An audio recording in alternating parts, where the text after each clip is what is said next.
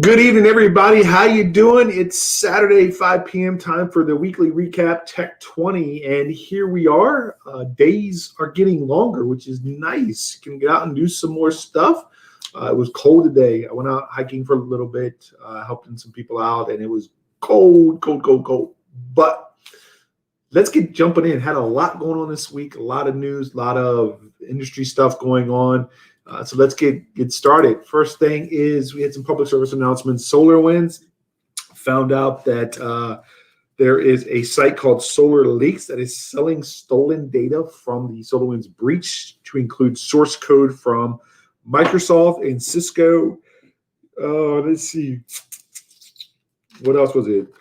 Product source code including Orion, private FireEye, private red team tool source code. Yeah, it keeps growing, and we'll find out a little bit more later on. That we talked about this on Thursday. Some other stuff that came out about SolarWinds, the SolarWinds breach. But this again is which code base was exposed from Microsoft. The tools from Cisco include things that are related to 0-day vulnerabilities that haven't been patched. So that's not a good sign. It just continues to grow. Chrome. On the other side, speaking of Microsoft, Windows 10, be careful with your updates. Some of the most recent cumulative updates are putting computers into a reboot cycle, automatic repair, diagnosing, and not getting out of that. Specifically, I'm looking at the article right here. It's the KB 4598229. It seems to be putting not all computers, just some computers into a reboot loop. So just be cautious. You may not want to restart your computer until Microsoft pushes out a fresh update. Just be careful. Update your Zoom. Zoom is at another update. Got some new features in there. And Google Chrome, they just rolled up to version 88. So update your Google Chrome. Some of the things that are in there are better things for the built-in password manager, which you shouldn't be using, but does give you a place to update all of your Chrome managed passwords. It's also doing away with FTP and Adobe Flash, which reached end of life at the end of last year. Dead in Chrome, no longer can use it. And Chrome is also blocking what they call mixed insecure downloads. So what does that mean? Pretty simple. When you go to a website in the left-hand corner of your address box, you'll see a little lock symbol. That means it's secure, HTTPS. But if you go to download something and it tries to download from a non-secure, excuse me, or a HTTP website, that's considered mixed or insecure, and it will block it. It will block it, and that's across the board for everything from images to executables to archives. So just be aware if you get a message about that. That it's Chrome is now blocking, but update Zoom and Chrome specifically. Just be cautious on the Windows 10. No specifics in terms of like what computers. It's just kind of random. Speaking of updates, Brave browser, new browser out there, and actually I'm gonna come to that in a second. There's a new scam going around. Scammers are trolling searches to identify which products shoppers are looking for. And then they're taking that and creating a way to then target based on what you're shopping. Online purchase scams are one of the top 3 riskiest scams for the 3rd year in a row. So this is not uncommon. You have to be cautious. You can certainly use, use different passwords for each account. That's where a password manager come in and not your browser. You can also stick with websites and vendors you're familiar with. Yeah, credit card companies use a credit card versus a debit card. Credit cards are much easier to dispute the transactions. And if you're searching, use a privacy search engine such as DuckDuckGo. They saw that their search engine increased traffic by 62% in 2020, which is a huge increase. Users are looking for more security. DuckDuckGo, Acogio, I can't remember what it is. Those are good search engines that don't keep your search engine history. They're not tracking. So all the things that Google is doing in Bing, a great one. Look at DuckDuckGo. And then Brave browser. This is a new thing. Brave is now allowing you to use the IPFS, which is Interplanetary File System. It's a kind of obscure protocol on the internet.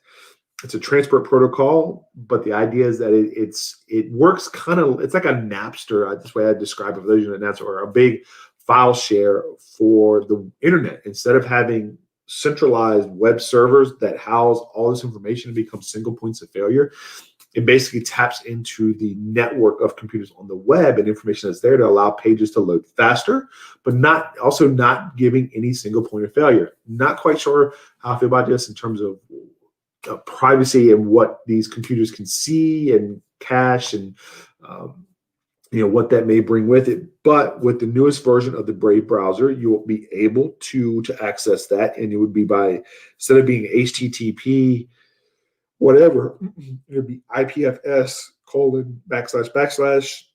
You can install a full IPFS node in one click. Makes your browser a node in the peer-to-peer network. I haven't tried it yet. I may toy around with it just to see. I don't even have any idea what's out there in terms of on IPFS, but we'll see. It's something that is here, and I may check it out. If you have used it, Brave browser, and you've used the IPFS, let me know. I'd love to hear more about that. Slew of new products coming out a week after Consumer Electronics Show, and just more companies rolling out stuff. Acer unveiled some new, a refresh of two of its convertible and durable Chromebooks. They also rolled out two, this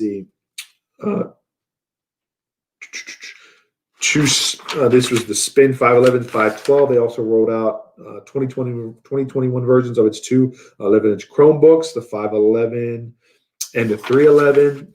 Again, they're not expected to come until mid-April or sometime in April, but they're coming out. Lenovo using new Sensile Force technology on their thinnest ever ThinkPad, the X1 Titanium Yoga.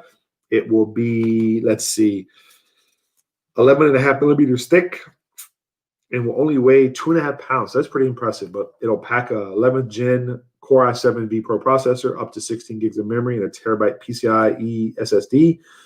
So 13.5 inches, which is pretty impressive. I'm impressed with that. So something else, some new toys coming out of the Consumer Electronics Show. And then it's been reported that Apple will actually be doing a refresh of its iMac. That's the rumor, and we'll have to see. They also said they were going to be doing a more affordable monitor to complement its Pro Display XDR, which starts at $5K. So some more stuff coming out of the Apple realm. And let's see. Companies, MacBook Pro or Mac Pro plans, just so you know, Apple plans to release two new versions of the Mac Pro.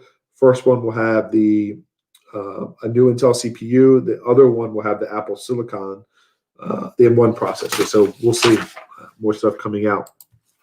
Health technology. This is a big one. You saw a lot of things come out of Consumer Electronics Show related to some of the health and the health industry.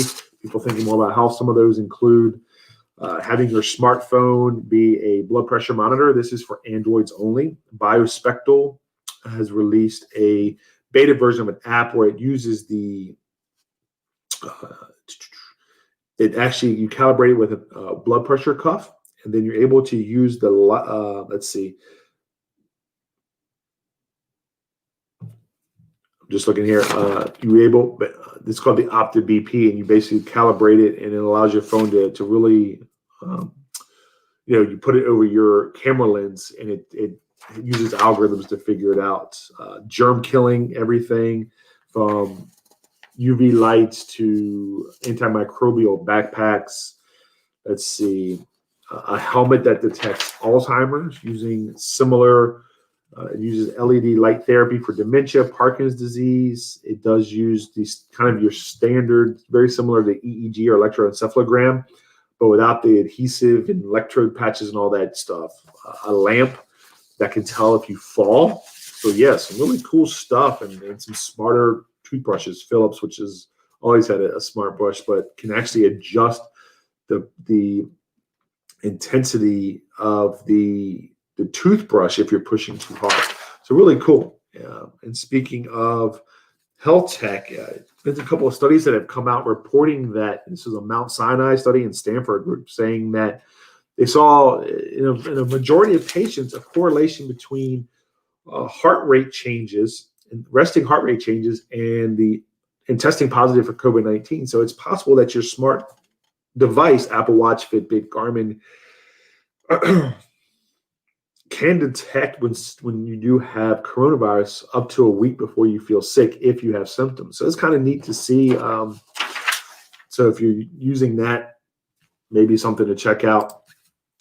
Legally blind 70-year-old man got a corneal transplant. This is he was the inaugural patient. They're doing a new type of transplant where it's called Cornea by K-Pro. It's integrated directly into the eye wall to replace scarred or deformed corneas with no donor tissues. So said that right after the surgery, the patient was able to recognize family members and read numbers on an eye chart. There are 10 more patients are approved for trials in Israel. Plans to open 2 more in Canada, 6 others in the approval process in France, US, and Netherlands. Technology, it's at work. It's at works. Unfortunately, technology can also work against you, and this was bad. Ring's Neighbors app was found that it exposed users' home addresses and locations due to security flaw. It's been patched. This isn't the first time Ring has had an issue, but it was fixed. But again, this is not going to go away. This is what I talked about probably 2-3 weeks ago, where the 2021 cybersecurity predictions that there's just going to continue to be a flood of information, personal information that goes out on the market. It's there. It's being exposed on a daily basis. So Kroger's experimenting with new smart carts that allow you to pay and not have to actually go to a cash register. It uses artificial intelligence. It uses different built-in scales to measure items sold by weight, built-in screen that can help deliver shopping list recommendations. You would certainly bag it on your own, but you load your cart up, you pay by swiping your credit or debit card at the cart, and then head for the parking lot. So surprised Amazon hasn't done something with their distribution. I mean, I guess they do have some of this with the cashierless grocery stores, and of course they've got Whole Foods, so you may see more of that coming out. But Kroger, which is a fairly large, they supermarket chains include Fred Meyer, Harris Teeter, Ralph's, Mariano, Fry's, Smith's, King Soopers, QFC, and others. So 2,800 stores. So it'll be interesting to see. This is being tested in Cincinnati. Speaking of issues with data exposure, GDPR, European Union has reached a surge in fines. Since January 28, 2020, the EU has issued approximately 158 million euros, which is about 192 million in financial penalties. That's 39% increase. So if you are doing business internationally, you better protect your data, because if not, you could get fined. And the GDPR is taking it serious. You have the CCPA here, California, and I fully expect to see more of that across the country, or even maybe a national, some type of a law governing privacy and fines for it, because it's becoming a big deal, especially with the SolarWinds breach. Speaking of which, Malwarebytes revealed that they were targeted not by the SolarWinds stuff itself, but by the same nation-state actor that's been implicated in SolarWinds. So they found out about the intrusion after getting word from the Microsoft Security Response Center regarding suspicious activity. They said the activity was consistent with the tactics, techniques, and procedures used by the actors behind the SolarWinds attack. It keeps growing. It keeps growing. This is bad news. This week, the FBI also issued a warning on vishing. So what is vishing? You've heard phishing. I say phishing all the time. Smishing, vishing. What the heck are you talking about, Scott? Vishing is voice phishing attacks. So phone calls, basically. And there has been, they said that they're focusing their operations to target employees of companies who maintain network access and ability to escalate network privileges. Now, this is a big deal, because you have more people working from home. So you're getting these spam calls, these robotic calls. This is what it is. This is vishing. They're trying to get you. They're collaborating to target both U.S.-based and international-based employees at large companies through the use of voice over internet protocol platforms, so VoIP platforms. Just be careful. If someone calls you and you're not sure, don't give them anything. Email the person that they are supposed to be. Text message them. Always what they call channel switching. Use a separate channel, or what they call out of band. Use an out of band communication tool. Internal chat program, email, another program to confirm it's the real person. Amazon has come under fire again.